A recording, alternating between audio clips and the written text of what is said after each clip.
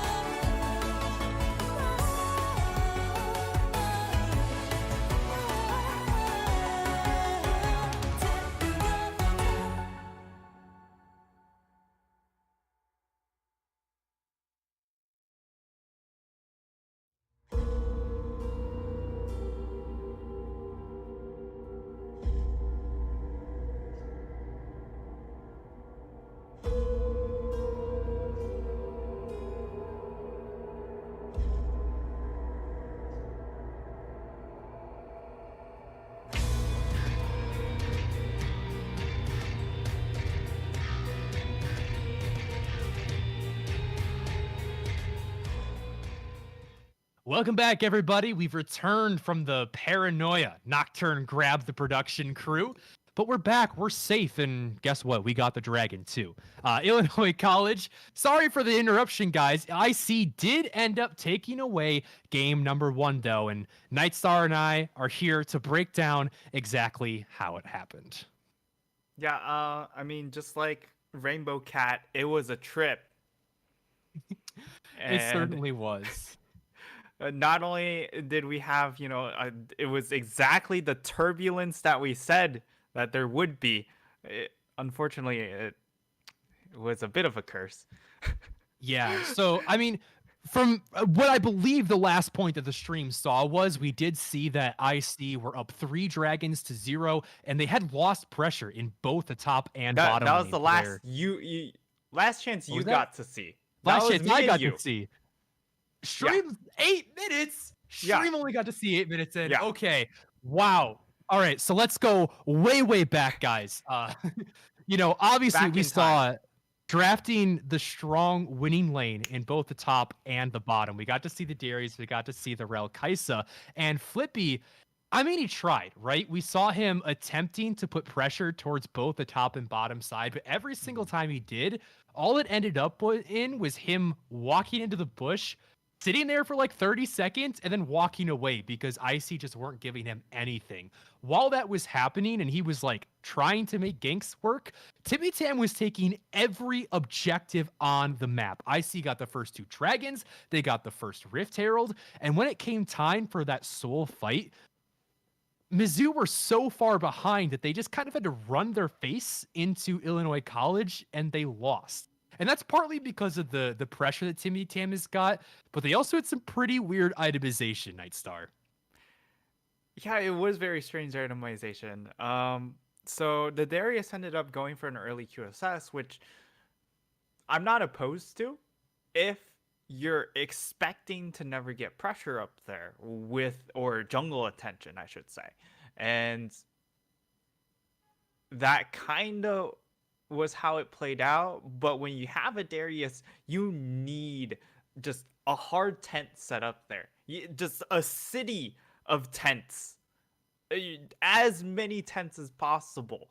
And they didn't get it. And the things really went downhill very quickly because, again, they had to invest 3,900 gold into 3 QSSs, including one on the support when you definitely could have had the locket completed by Yeah. that point, I believe. I For mean, the one dragon fight that was, they put all their eggs into that basket, and they didn't even have everything they needed for that. yeah, and let's talk about that dragon fight because the game state up until that point had been pretty slow. There was some small macro decisions, some small mistakes from either side, and it had allowed IC to get a bit of an advantage, but it wasn't uncomebackable. But walking into that fight, you talked about the QSS from Darius doesn't only buy it early, he buys it first. He buys plated steel caps first item, steel caps second item. That is so incredibly defensive for a lane that you drafted to win that Darius did not walk into that fight with a mythic. The Elise as well went for the Gnasher's Tooth first item. She didn't have a QSS. She also didn't have a mythic walking into that Dragon Soul. We then saw Anivia, who was on the Mythic and the QSS, so very safe. Good job from the Anivia there in Twilly. ADC, no QSS. Rel has a QSS, but no Mythics. So we got to see the carries have Mythics, but no QSSs, and all the rest of the team have QSSs, but no Mythics. And all that being said, even going into the fight, IC gave Mizzou the front to back team fight that they were looking for, and it actually looked okay. They traded a couple of kills back, but it felt like the item disadvantage was so huge that IC were able to run away with it, even though they didn't play it exceptionally well. And that was the Mountain Soul, turned into a Baron, and then turned into the end of the game. And that's all she wrote. Illinois College, finish it out pretty quickly, and it feels bad, but I don't even feel like they necessarily outplayed their opponents. I feel like Mizzou got outplayed by Boris. It did feel a little bit game by Boris there.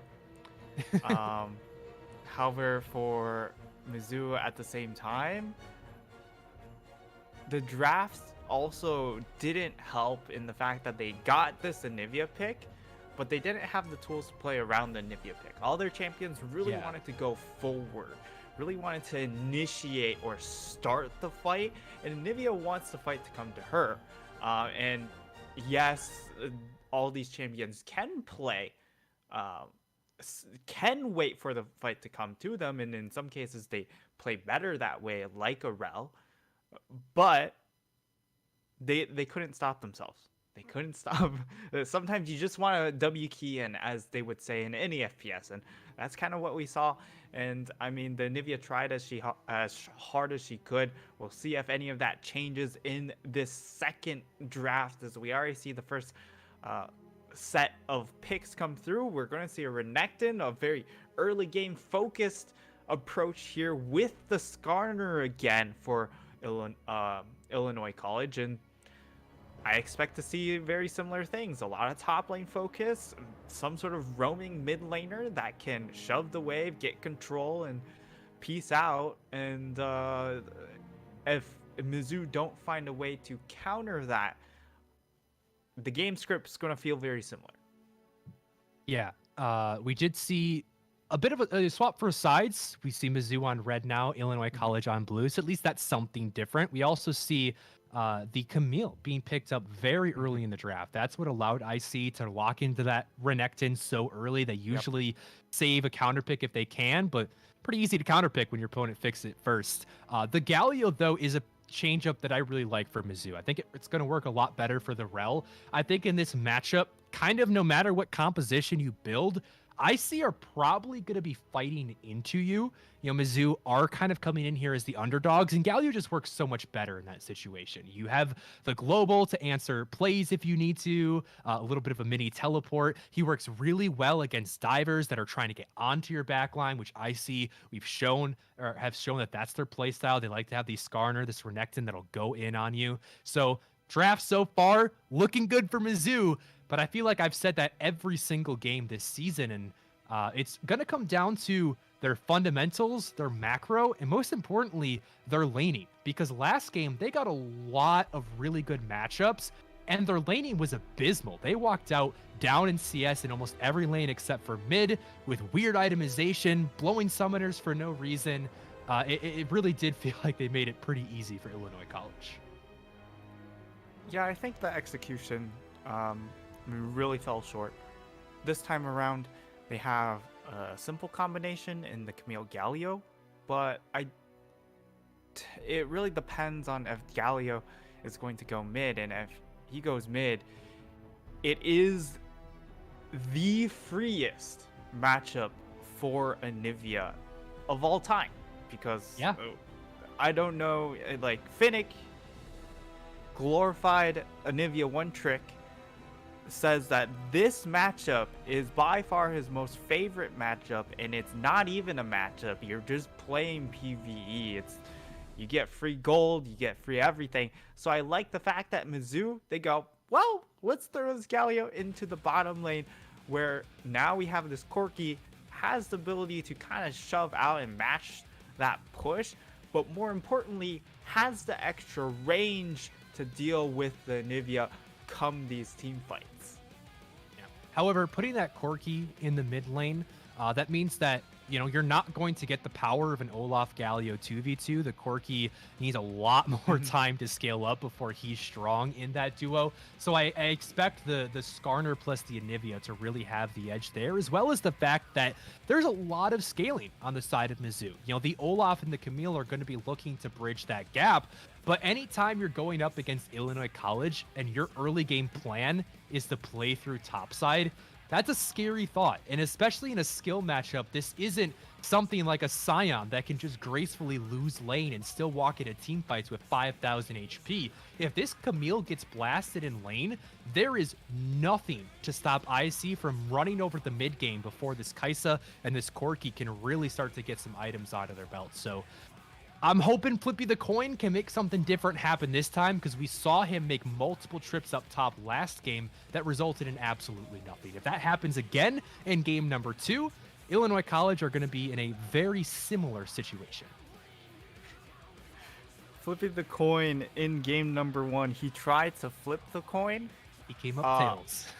No, it didn't even land tails. It landed on its side.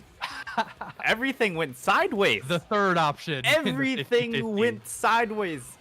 Like, the fact that nothing happens feels like the worst of both worlds, because not only did it show that you didn't get or try something, you didn't even get the chance to say, well, at the very least, I threw the haymaker and it just whiffed, you know? Right. He just kind of stood there instead, and that's really, and at really that point, awkward I to would watch. rather see Flippy the Coin go towards something like the Karthus. And you take a little bit of the scaling like out of the mid lane, play an aggressive mid lane, or maybe more of a control mage, and have that scaling in your jungle, because Flippy has played that tons of time. Mizzou, that's one of their comps that they have found a lot of success with, and especially against IC, who feel like they're doing a really good job tracking Flippy and protecting their laners and making sure they don't overextend and die to stupid ganks. Flippy has not really found much success in his aggressive play style, so I would have liked to see him go back to the farming one instead. But he's going to give it one more go, and we'll see if maybe Mizzou can brush that last game off. Say, hey, maybe that wasn't the comp's fault. Maybe that was just us not playing to our best, and now they've got another chance. I don't hate their comp. I think if played correctly, it has a lot of strengths, but it can be a bit difficult to play correctly, and especially against Illinois College, who is such a good topside team. Yeah, and the drawback to the Mizzou composition is, once again, Twilly, it feels like he's in more of that 1v9 late game style, where the rest of his team is really looking to hard commit into the fight, and unless if Corky has package, he does not want to even remotely think about launching himself forward. All of those champions also just play so well into the Nivea Xayah duo. The bird combination, the feather combination, it is a nightmare to try and navigate, and even if you make it to those champions, the feather pull comes out and you lost all your HP and you're stuck. Yeah, and I think this comp is really what should have been built around the Anivia by Mizzou in game number 1. You have some players that want to go in. The Renekton and the Skarner are going to be diving onto the back line, but you've got a Xayah with feathers that can help peel, and a Thresh that's going to be sitting on top of your Anivia to help give your carries a little bit more safety. And now what I'm looking at, Arrogant, and his job in these fights is going to be diving onto a Anivia Xayah Thresh. Man, you've got to be like 5,000 gold ahead if you're going to want to try to blow up those carries, because there are so many tools to try to shut down the divers and prevent them from taking out the carries, or at very least buy time until your Renekton and Skarn are able to blow up the opposing backline. Yeah, and the thing is, the 5,000 gold is definitely very possible. Yeah. The problem is, you're into a Renekton. So the Renekton is one of the few matchups that Camille just gets absolutely hard slammed early game. So Flippy the Coin has to really influence this top side. And I mean, if game 1 was an indication, it could be a bad time. Well, here's hoping Mizzou will have a little bit of a better time here on Summoner's Rift. Hopefully it's not all doom and gloom for them, but Illinois College do look very good, and for a team that we're hoping will take on Grandview, I keep saying it over and over because that's how good Grandview are in this conference. It will take nothing less than a clean victory here for game number 2 to convince me that they have a shot. But we'll see what these teams are able to do on the other side of this very short break as we get them on to Summoner's Rift, who will join you on the other side for game 2.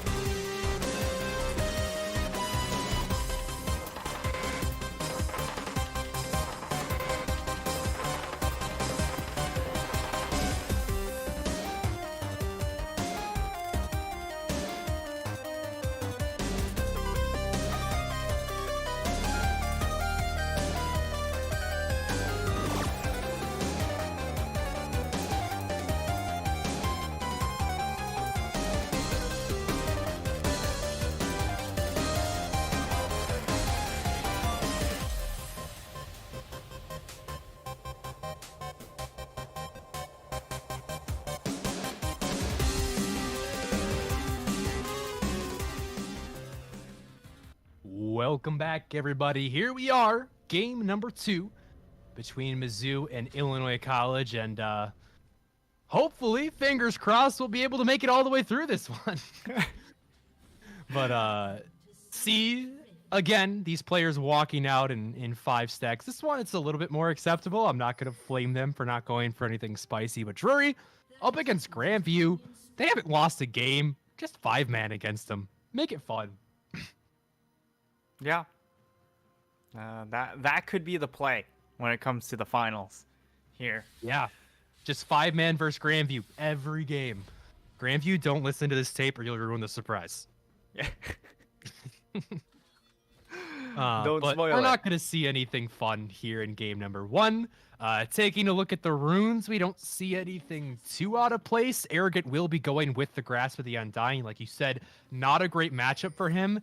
He even goes into Inspiration Secondary so that he can grab a stopwatch for himself. That's how worried he is about this matchup. And that doesn't bode well when, again, this Camille needs to be the early game catalyst to buy time for the Corki and the Kaisa to scale up.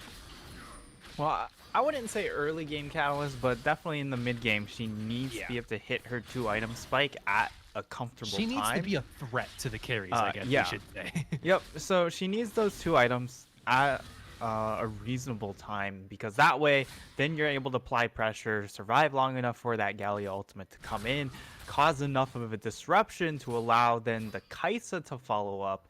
And yeah, a lot of this has to start, or at least when it comes to these mid-game fights, it has to start with this Camille. Now, coming into this laning phase, to get that Camille to the point, well, you need this. You either need this Galio to be able to free himself in lane to roam around the map, or you need Flippy the coin to flip the coin. Yeah, and hope that it lands on at least a side this time, and it doesn't just turn into him sitting in a brush for 45 seconds. But we are going to see, at least early on here, he's going to be starting on the top side and spotted out, actually. Prankuru with the early shove was able to go over there and get a nice ward on them. So this is exactly what I'm talking about. IC have been so good this series about tracking Flippy the coin. And sure, he can be in the right place at the right time, but if his opponents know he's there, it's not going to turn into anything. Yeah, that's the other thing, is that in game number 1, they were fairly good at managing their lane states in addition to be able to get vision, that the Leafs didn't have a whole lot of options when it came to forcing plays. And they're going to look to keep it that way in game number 2, as already this is why this is such a fun matchup for Renekton. You just get to hard slam the Camille, and thankfully Camille, I believe, also got biscuits. So having plenty of sustain. I'm actually surprised she also didn't go for the Dorn shield. Yeah, that one's, you know, especially in this matchup where if you're going to take the stopwatch, you might as well go all defensive and take the shield. Man, Prankuru taking a really nice trade up there. He's already found himself over a 10 CS lead off of like the first 3 waves. And now they're looking to dive him. Timmy Tam is up here and might not need him, honestly. Arrogant. He can find one more auto attack. Wait. Wow! Arrogant got the first blood there as he trades on to Prankuru. He does fall down to Timmy Tam, but that is as good as you can hope that dive to go. And I gotta say, that was a bit of greed coming out from Prankuru there. Didn't have to flash for the kill. All you had to do was flash away and allow Timmy Tam to then claim the first blood, and that would have been an untraded first blood, as Hook does fall just shy of Ghost. And yeah, that's a great turn of events coming in from Arrogant. He gets himself 1 kill onto that Camille. The Renekton doesn't get a kill in response, and the kill does go on to Timmy Tam. And now the possibilities are opening up. Yeah, possibilities opening up. We'll see if they're able to make use of any of them. Arrogant was able to get himself a Sheen up here in this top side, but he had to burn his teleport to get back to lane, where Prankuru was just able to walk on his crocodile legs. So TP advantage over to IC, and that's always a great thing to have with Prankuru on your team. It means that IC can start up this dragon again very early. Maybe. They're looking for a dive. Arrogant hits the level 6. Prankuru might hit it off this wave. He needs to go for it right now. Yes, does he have time? He clears the wave, but he's not level 6. There it is! Arrogant dies, and that means he's able to turn it around. Absolute disaster for Mizzou. Junglers, just don't go top lane, guys. Just don't do it. Play you're baiting your top laner. You're really baiting. Both of these top laners are like, man, I can't wait for their junglers to come visit top again. And this time around, Prankuru, he gets both kills. It's not Arrogant situation where he's able to trade 1 for 1. Arrogant this time around hits level 6 and he pulls the trigger before Flippy arrives. So Flippy isn't able to actually adequately follow up and hit the axe right after the ult comes out. And as a result, Prankuru gets the first kill, hits level 6 from the EXP, then he ults, gets that extra 300 HP, and gets the double kill. And this, he's able to live, and then he's able to crash the wave, and then he's able to walk back top, still with his teleport available. So, like, you could not have asked for more out of that top lane play. And we keep throwing around this this idea of execution, that we want Mizzou to be more mindful of it. And in that play, they had Prankuru dead to rights. All they needed was for Flippy the coin to come up, wait, and then Arrogant can go in, draw aggro, and drop it with the Hextech Ultimatum. Instead, we saw him engage with the Hextech Ultimatum before Flippy the coin was even there, and so that means that he falls, doesn't have anything to reset the aggro. That gives over the level 6, and Prankuru is able to then use it to turn around the fight. So, like, it feels like Mizzou keep having these really great looks, but they're just botching it, unfortunately. Applaud to Illinois College, though, for, taking advantage of these mistakes and always able to come out on top in these fights. Now, they're sitting with Prankuru, 2-1-1. He is up 700 gold on Arrogant, just 8 minutes in. Yeah, nice little gold lead already there, and we'll see if Arrogant's able to find a play, I guess, before he gets his first item, but no doubt he's gonna have to wait a very long time before he gets to play the lane again. Yeah, you're essentially waiting for the time when Prankuru leaves lane to go join his team, and then hopefully Arrogant just sticks around and tries to push down the get some farm, get some towers instead of matching him. Ragnarok popped there. He's just gonna pop it so he can run away a little bit faster. Yeah, very liberal use of that ultimate there, I suppose, because he didn't get ulted by Timmy Tam, so there really wasn't much of a reason to go for that.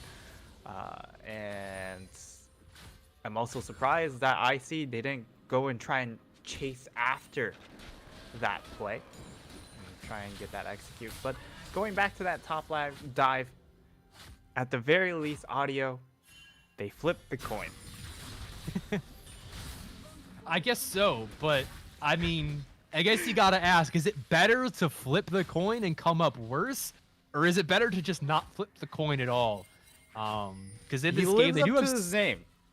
I guess, I mean, he has no kill participation. There was the one gank in the top side, but with an Olaf, again, he needs to be so much more proactive. And if Flippy is going to play this sort of play style, I would much rather see him on something like the Karthus, where this power farming is actually going to pay off for him. But we've seen 2 games in a row now where he gets an aggressive jungler, doesn't make any plays happen early on, and still falls behind in farm. Now, because Kigby is feeling so good in this bottom lane, Cold Cottage is able to just roam around. They grab the Rift Herald. And this tower is going to go down, and Prankuru now gets to roam around the map, and things get a lot scarier. They do get insanely threatening here. Because now Renekton, he should be able to get that first item now completed. The gold lead is absolutely massive. In fact, not only is it the mythic completed, it's also tier 2 boot. So there's not even a move speed advantage for this Camille to try and maintain space between him and the Renekton, and now Flippy. What a wall, and yeah. Flippy flashes right into it. Yeah, F's in the chat. King Me, everybody knows how embarrassing that was, and King Me's even gonna get the taunt over his dead body. Garner does flash there in the mid lane, is able to get the flash out of Twilly as well, and Colt got it, just found a hook. And they're looking to engage onto Galio. That's not a great idea when he's under turret. We'll push him off, just get a couple more plates in the mid lane. Bit of a tragedy there that did happen around the dragon. Flippy the coin. Yeah, I think he thought he had the room to squeeze by that wall. Unfortunately, it was not to be, and him dying 2 times now, 12 minutes, definitely pretty much ends the possibilities of Olaf being able to participate in this game, and Prankuru also ending the dreams of Arrogance being able to farm that wave. He's going to be sent back to the fountain to recoup some of that missing HP. Yeah, but he is just having such a hard time there. Prankuru, now that he is pushed up all the way to the tier 2, he gets to start walking away and taking away Flippy's jungle, which, I mean, the man still doesn't even have a gore drinker, and he's getting his Krugs taken away. He's getting possibly his red buff taken away. Man, it feels like already IC have a stranglehold on this game, and the fact that they're stripping away resources 12 minutes in, it's a very worrying trend indeed. The one bright spot that Mizzou have in this game compared to the last one, the mid lane, yeah, but I mean, they had a huge CS lead on Twilly in the mid lane last game too. It's the fact that they got a dragon. Like, that alone is going to buy them an extra 5 minutes. Is Flippy the coin? He's flipping. He's got the Galio coming in on top, and maybe Mizzou have found a nice fight for themselves. Ghost Toasties ults into the back line. Meanwhile, Savara finds the kill onto Flippy, but Ghost Toasties gets the kill back for themselves. Savara's a second for Mizzou. Arrogant, questionable stopwatch there. And Plushy Owl is going to go down to the turret. They found Anivia, though. Egg still has the egg, and the wall will go up to buy a little bit of space. Does the damage come through? Can they find it? Yes, Ghost Toasties has that kill, but it's traded back. Mana now. As King Me is now on a killing spree. And you're right, he gets the refund there on the mana, and now he can keep fighting. Timmy Tam, one more auto, and he'll find it to trade it all back. All in all, I believe it ends up being a 2-for-3. But the fight lasted so long, I'd have to go back and check. But for Mizzou, at least they're able to get something back for themselves. Yeah, they're able to get themselves back onto the board there. A huge trade for them in order to see where they stand in the game. Yeah, I hate to see just losing everything around the map without being able to answer back. And this time around, they just go ahead and start the fight. And while the Olaf didn't get a whole lot done, the rest of the squad was. You see 2 kills down onto Ghost. The possibilities possibly opening up.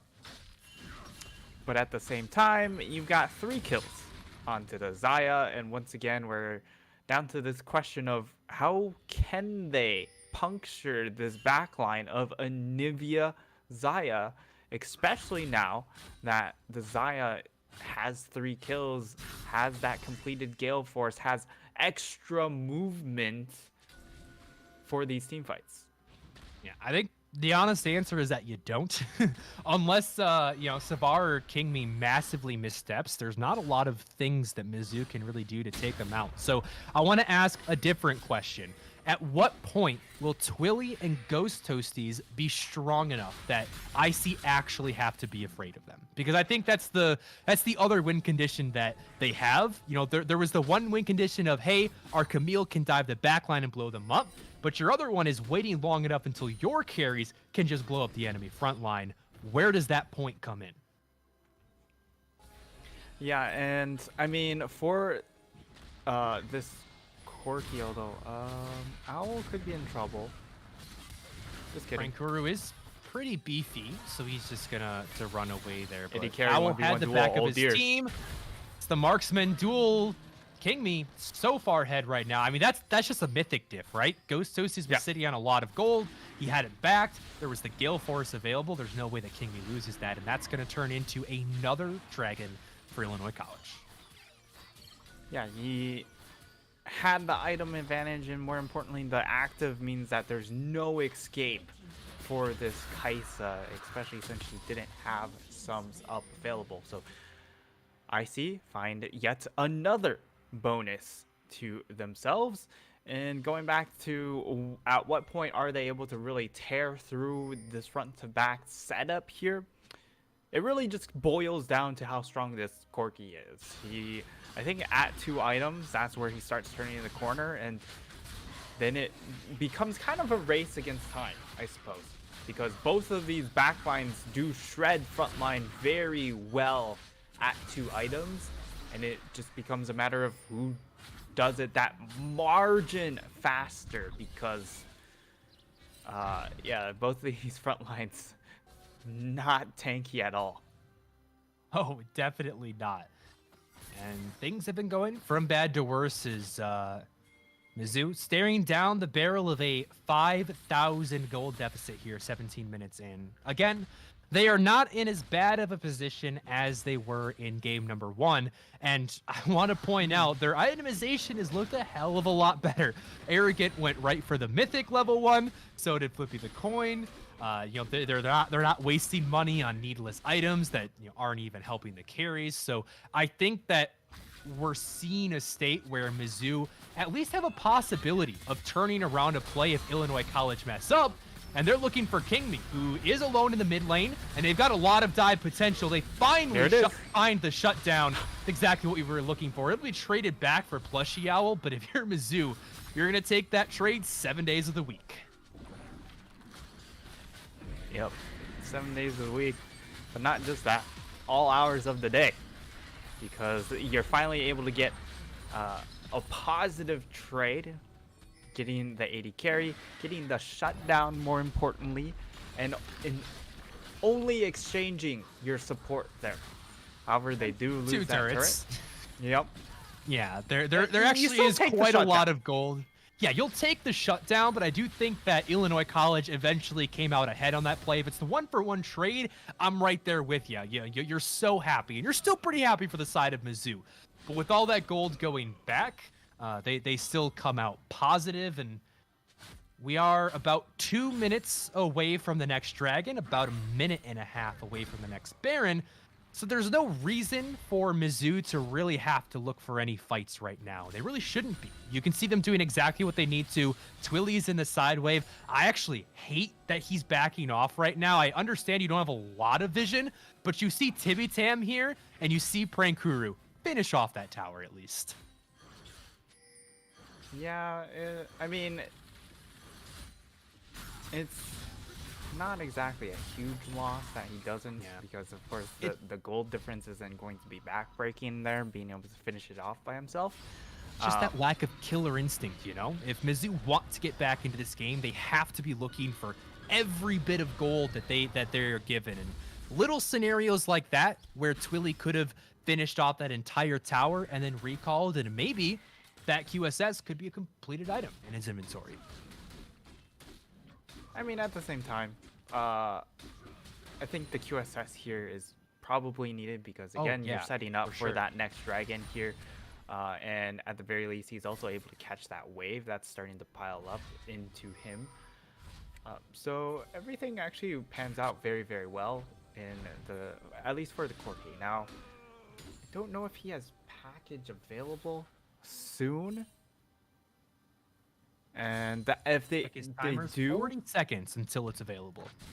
okay. So But he might not live that long. Sprankuru, he's looking for him. He's got That's the fine. slice. He's got the dice. The QSS is burned, but there's nowhere for him to go. Prankuru on a killing spree now. Meanwhile, it's a play in the bot lane. A really great shutdown coming through for Mizzou. Can Prankuru turn it around, though? There's that TP. He's been saving it all game long. And he's making a big play now. The Thresh grabs the kill credit for the first one. And if Plushy and Arrogant can get out, it's not terrible. Oh, a misused QSS there by Ghost Toasties means that he's going to fall. And that is the kicker there, especially with the dragon spawning in just 20 seconds. and Oh, as you Twilly can died see- too. As you can hear in the background, yeah, there's They're coming for you, Mizzou. That play was illegal. You're going to Rift jail. Wait, I see. They don't even want the dragon. They're taking the Baron right now. It's 21 minutes in. Yeah, they think better of it. That thing does a lot of damage. a lot 21 of minute damage. Baron. They don't. I think the other thing is they don't quite have enough damage themselves to burn through it fast Yeah. enough. And against a Corki package, if Corki catches you there, Oh my! you that tossed the game back. wall. Savara just completely shutting down the possibility of a steal they're looking. with his zone control. They still have to want die. him though. Yeah, they force out his flash. There's the package you're looking for. beautiful Really pocket. good job from Twilly to cut them off. But Ghost Toasties is ulted into the back line. They finally is it. kill onto Savara, and Prankuru is very low. There's the double for Twilly and make it a third. Mizzou Esports come up massive in that fight. Yeah, and now they're going to teleport and look for their own Baron play, as you just see the rest of the squad just booking it over in Arrogant. I don't know why he used that teleport. I guess he just They're looking for the Baron, I guess, but yeah. he's not gonna getting there that much earlier before his team only hurts him because now he's taken 4 extra Baron shots.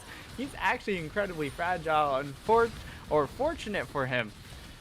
He's got a team to really body block for him and prevent Timmy Tam from just running in and killing him. So that's a massive turnaround for the Tigers.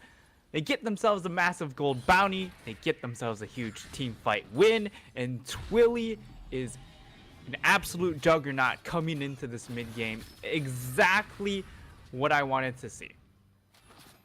Yeah. Coming out real huge. Has the shield bow completed now, as well as that upgraded mirror mana. And so he's feeling really good with that QSS in inventory. All of a sudden, Mizzou finally have a carry that they can play around. It's something they've been desperately needing all series long. We see them making good, intelligent plays, but they've never had enough damage to back it up. Yeah. And now, moving forward into these next fights, yes, they know they also have their QSSs, but Arrogance might is be deep. caught out here. Teleports are going to be channeled to try to save him as Twilly comes in and has the DPS. Oh, Twilly. And wow, Raid boss Twilly is here. Just evaporates. Good QSS to get him out of the Skarner ultimate. And now, They can Mizzou dive. are looking to get aggressive down here in the bot lane. They want the dive coming through. Timmy Tam is going to be the initial target, and Flippy the Coin has joined. They trade one back. Or sorry, no, it's a perfect dive as they get everything they need. Mizzou really turning up the heat in this game. Not only have they found the fights, but now they're increasing the tempo. It's multiple fights in a row. Yeah, and they still lose that inhib tower, which, I mean, for the side of Illinois College, that's a pretty big win in the fact that you are able to trade such a nice objective there. For Mizzou, though, I don't think they're really worried about that. They're worried about being able to continue to hammer home this Baron advantage. They should be worried about Flippy the Coin and Arrogant. Wow. I mean, we talked in this game how Arrogant was going to be a bit too far behind to blow up the carries. I didn't think it was going to turn into that. Yeah, they forgot that while they've been able to turn this game around, it's not been because of the Olaf or the Camille. It's been about the Corki. Like, even the Kaisa 5-3-3, she hasn't done the heavy lifting. It's all been this Corki. That Corki package set things up for Kaisa to then swoop in and finish the job. And even in that bot lane situation, it was once again Twilly using that teleport, being in the perfect spot at the right time to help turn everything for Mizzou. And for Mizzou, you do not get permission for fights without your Corki. He is the captain of this airplane. I mean, he's in an airplane himself, so yeah. There's no autopilot. You're gonna need the captain. Now Here they're they looking go. for a fight. They found They don't have Timmy Corki. Cam, but Arrogant is already so They don't far have down. Corki. And you're right, Corki's in base. He has package, but he's so far away from this fight. Anivia has already fallen. They do have Ghost Toasties, thankfully. And so it's going to be the jungler traded for a carry, but with the Ocean Soul spawning in 30 seconds, Flank from Owl. sometimes that's a good trade. I don't think it is here. Yeah, plus he's looking for the flank. But Corki, again, he has package here. He's now in the fight. The raid boss is here.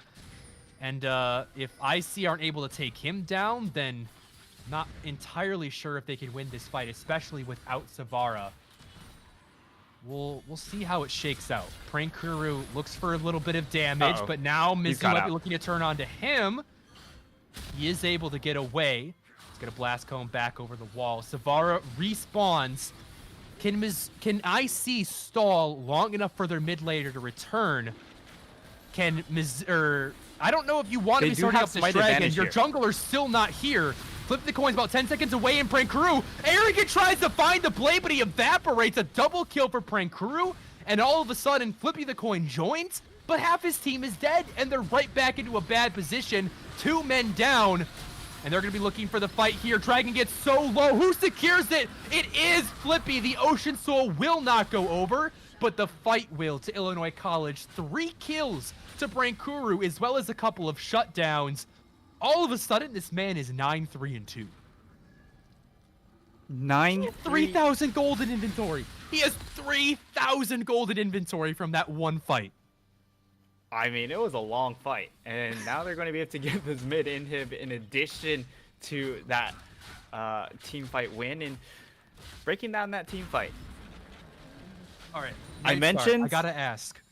Okay. What is more important here for Mizzou? Was it securing the dragon and stealing away the soul, or was it IC getting all of the gold back? Who actually won out on that trade? Who won out on that trade? Illinois College. I mean, well, I think IC always went out of the fight because Mizzou got an ocean dragon. But I guess I'm asking for Mizzou, was it better to steal away the Drake and give over the gold, or should they have just backed off and given over the ocean soul?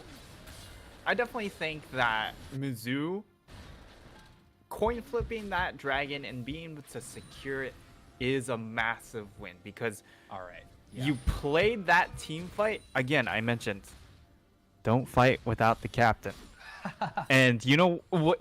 I said that and then immediately they went for the fight. So by the time Twilly was actually able to arrive, they weren't planning to fight anymore. They were trying to stall for time. And by the time they were able to successfully stall for time, Twilly's package timed out. So then they couldn't take the fight anymore, even with permission.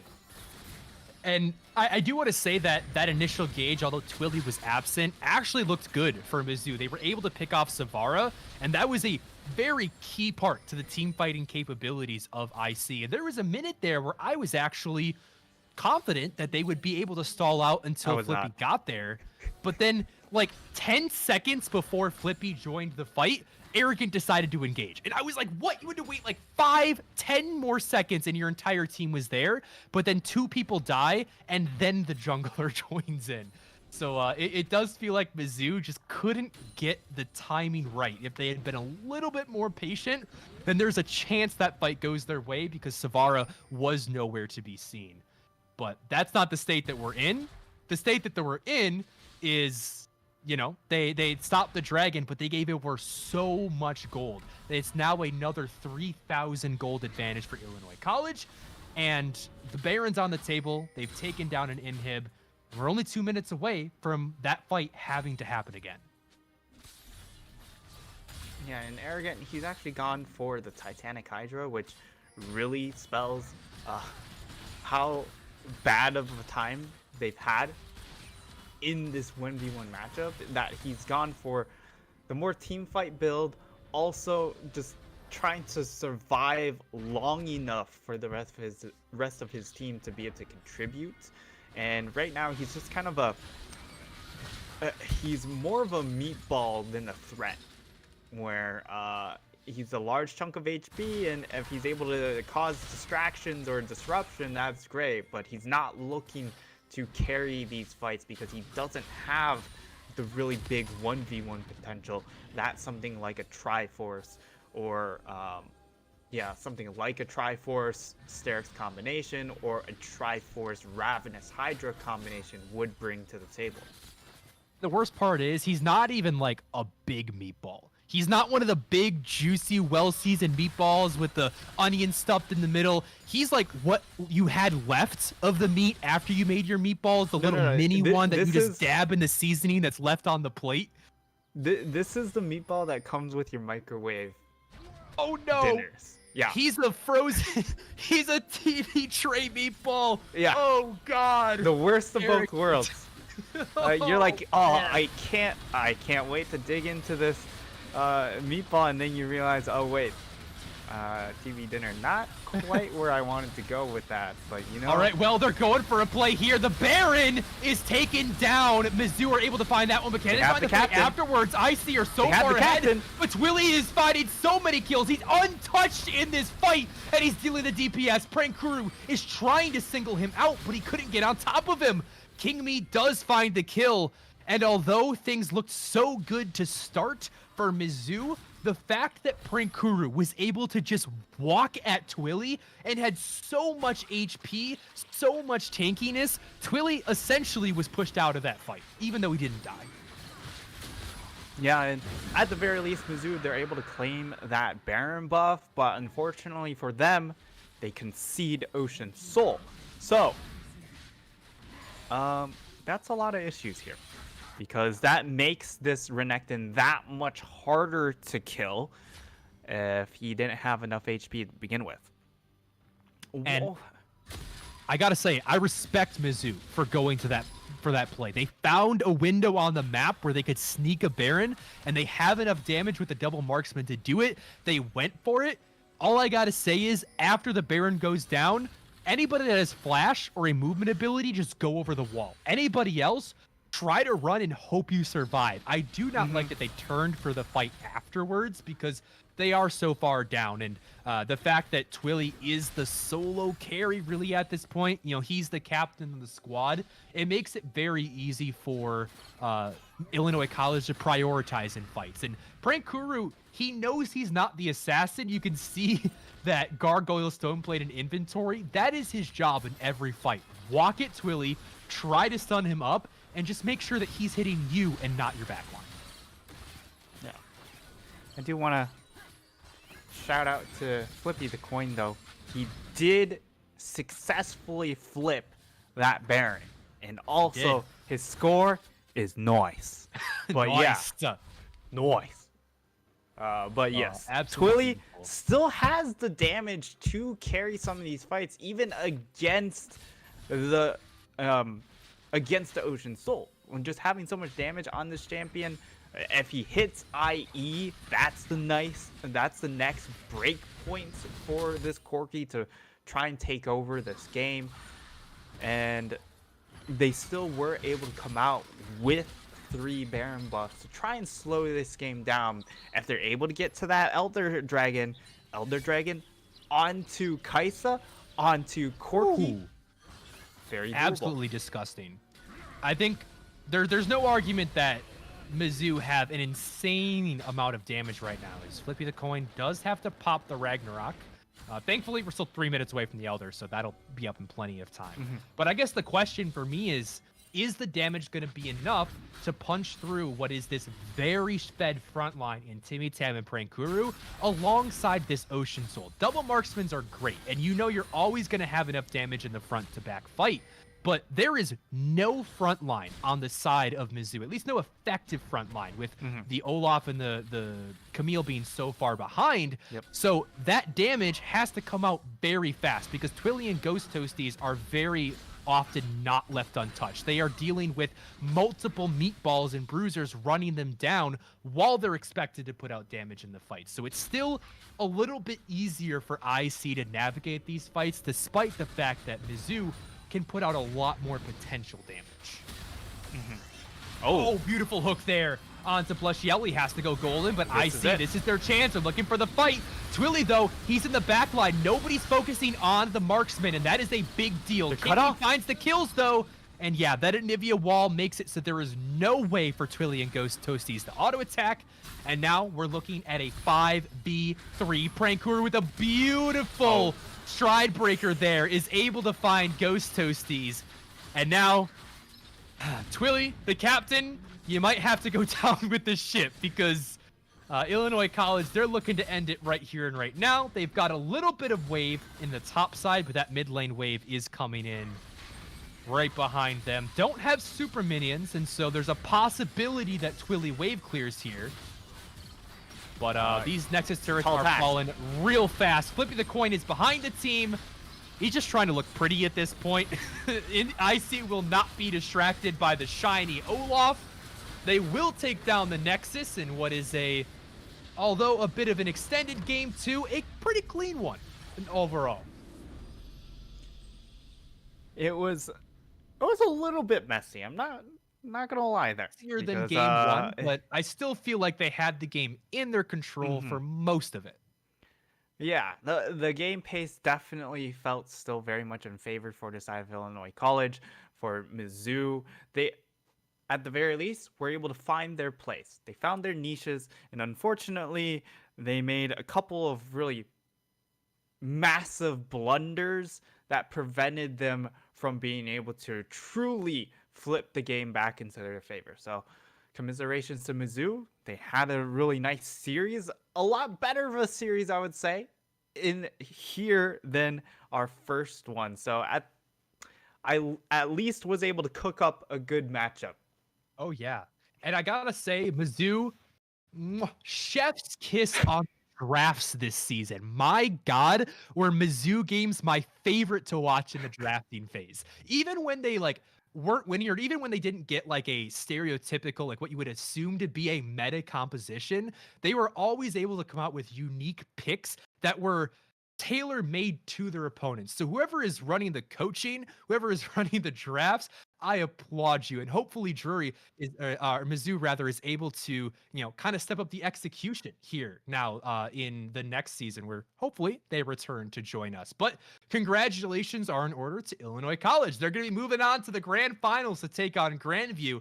Now, Nightstar, we got to see a series from Grandview today, and we got to see a series from IC today.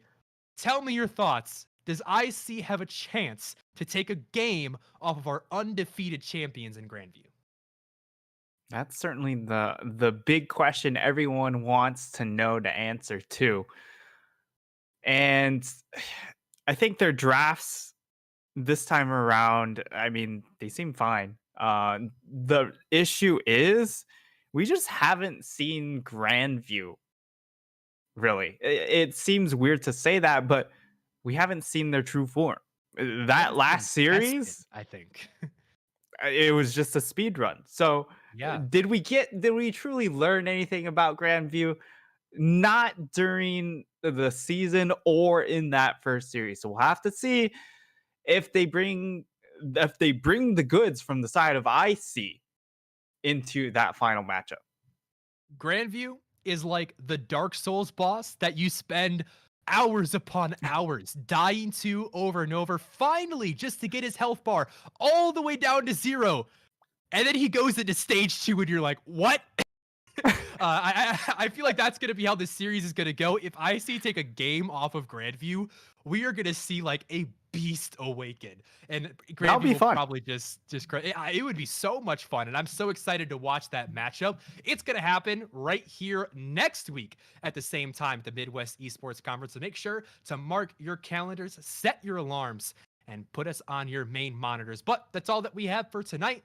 So from me, Audio, and my co-caster, Nightstar, thank you so much to everybody, and we will see you next week here for the Grand Finals.